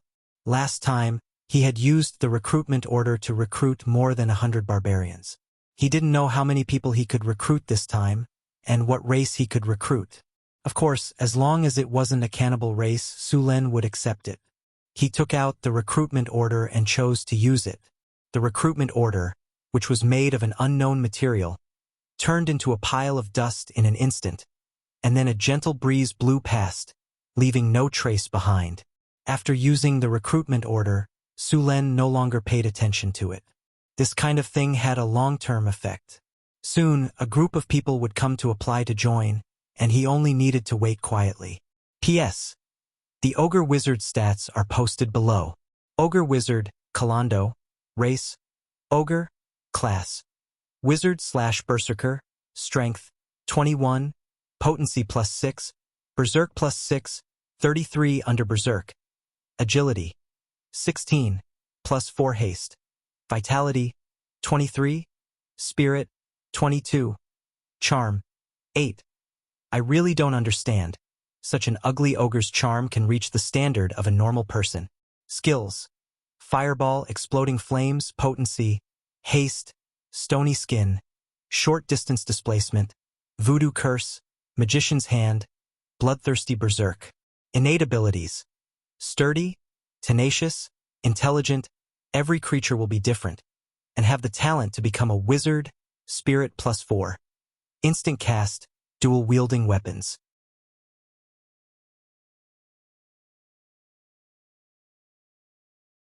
Chapter 79. After the battle, Su Len checked on the 8 ballistae. Fortunately, they weren't damaged. Only 2 of them had some small problems, and they would be fine once they got back. The surviving ogres were stabbed, and the injured goblins, houndhead men, and gnolls were also killed. Su Len didn't have any medicine to treat them, and the uninjured were all locked up. However, there weren't many goblins, houndhead men, and gnolls captured in this battle. Most of the slaves had escaped during the battle, and the rest had been killed. The slower ones had been captured by the barbarian warriors, and the total number of captives was just over 100. Apart from the captives, the spoils of war were the most abundant. The ogres' armor and maces were all made of iron. Due to the craftsmanship, they weren't light. An ogre's full set of armor weighed close to 200 pounds. Only ogres and giants could use such heavy equipment. Su Len was prepared to bring the equipment back to the furnace for recasting. There were close to 200 ogres, and all of their equipment weighed more than 2 tons. Moreover, they were made of iron, not ore. Even if Sullen's territory had iron mines, it would take at least half a month for the houndhead men in the mines to produce 2 tons of iron. After cleaning up the battlefield, Su Len didn't leave immediately. It was still drizzling, and he didn't want to rush back in the rain. There weren't many roads in the wilderness, and it would be even more difficult to travel if it rained. It wouldn't be good if he couldn't make it back in time and had to set up camp in the wilderness. However, he had to send someone back to inform the territory. He found 2 uninjured barbarians and had them send the message in the rain. Su Len brought the others into the ogre camp that hadn't been completed yet. Although the camp wasn't completed yet, the houses had been built. However, the ogres' houses still needed to be cleaned. After all, ogres weren't very particular about hygiene, and their houses couldn't be expected to be very clean. However, it was good enough to have a place to shelter them from the wind and rain in this weather. Although the autumn rain was as thin as a cow's hair, it carried a chill. Although the barbarians had strong bodies, it didn't feel good to be in the rain for an entire night. After letting the slaves clean up the camp, Su Len moved in. The barbarian warriors went to make a fire and cook. Chris went to deal with the aftermath of the battle. Su Len brought the ogre wizard's body to a room. The ogre wizard's body was placed on a large stone platform. Normal ogre corpses weren't worth much, so Su Len gave them to the gnolls as food. The ogre wizard's body was still valuable. Su Len took out a sharp knife and slit open the ogre's chest. The ogre looked fat, but after cutting it open, Su Len realized that it wasn't bloated. Instead, it was a layer of fat covering the ogre's strong muscles, especially its stomach. It looked like a swimming ring, but upon closer inspection, one could vaguely see the outline of strong muscles. Su Luen took out the ogre's heart and stored it in ice. In addition to the ogre's heart, Su Luen found a barbarian skinning master to skin the ogre wizard and collect some of the ogre wizard's blood. As a magical creature, ogre wizards had a certain amount of magic power. Although Su Luen didn't know how to make magic potions and magic items, as long as he sold these things to wizards, he could get a good price. If he could recruit an alchemist, then these things would come in handy. After storing the things properly, Su Len waved his hand and put them all into his storage space. Although the storage space provided by the system was only 3 cubic meters, the things inside would be in a static state. They would be the same as when they were put in. The barbarian warriors were in high spirits. At night, they specially prepared a grand bonfire party. The party was held in an empty space in the camp. They even used the scattered wood to build a canopy. Other than the barbarians who were on night watch, all the other barbarians participated. These barbarian warriors were very happy to have defeated an ogre tribe today. They saw this battle as an honor. All the barbarians used special paint to leave a tattoo on their bodies. After this battle, all the barbarians who participated in the battle leveled up. The strongest barbarian warriors had already leveled up to the barbarian Great Axe Berserker. As a non-hero profession, they were almost at the top at this level. If they wanted to continue leveling up, they would need to create their own hero template and become a hero. The number of self-created hero templates was very small, and Su Luen only had one so far, so this path was not realistic. Even if Su Luen got a self-created hero template in the future, it would definitely not be enough for them to upgrade all of their units to the top tier. Of course, this didn't mean that they couldn't level up in the future. It was just that they couldn't rely on the system's experience to level up. If they worked hard, there was still hope to break through the bottleneck and become a hero. However, the probability was too low. It was considered high if 1 out of 100 or even 1,000 top soldiers succeeded. In fact, the only creatures in this world that didn't have a bottleneck were dragons. As long as they lived long enough, they could slowly become adult dragons, young dragons, old dragons, and ancient dragons. There was no bottleneck at all. After passing the ancient dragon stage, as long as they didn't die of old age, they could become ancient dragons, and even ancestral dragons. Of course, it would take at least tens of thousands of years for a young dragon to become an ancient dragon. Apart from a few creatures, no creature could live for such a long time. The lifespan of a human was between 70 to 100 years, which wasn't short in this world. Gnolls only had a natural lifespan of 35 years, goblins and kobolds were even shorter. Dwarves had a lifespan of 300 to 500 years, elves had a lifespan of 500 to 1,000 years, and even half-elves had a lifespan of 300 years. Of course, if your strength reached the legendary level, your lifespan would naturally increase greatly. The profession with the longest lifespan was the wizard. As long as a legendary wizard didn't seek death, they could easily live for hundreds or thousands of years. Even if their life was coming to an end, they could choose to reincarnate as a lich. In theory, a legendary lich could live for at least 3,000 to 5,000 years. Therefore, a legendary wizard's wealth was no less than that of a young dragon. The power of a wizard came from knowledge. Time also made them very powerful. P.S. Thank you to the Jealous Cult for the 2,000 reward. Thank you to the Heavy Dragoon for the 200 reward.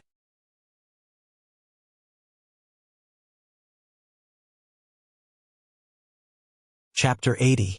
As for liches, if you encountered one, you'd have to pray for luck.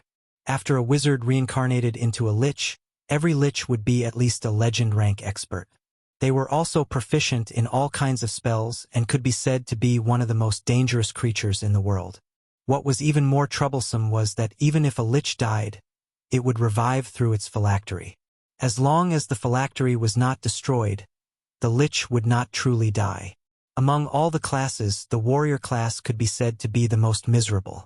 Low-level warriors were completely cannon fodder. Only when they reached a higher level would they be better off. However, they could not be compared to wizards of the same level. If a high-level warrior could not become a legend, their stamina would begin to decline. After about 50 years of age, a warrior's body would enter a period of decline.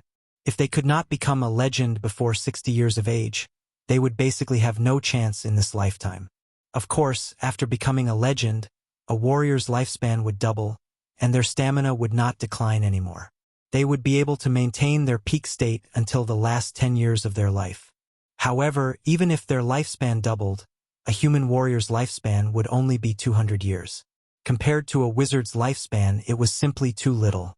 This did not mean that a legend rank warrior was not strong.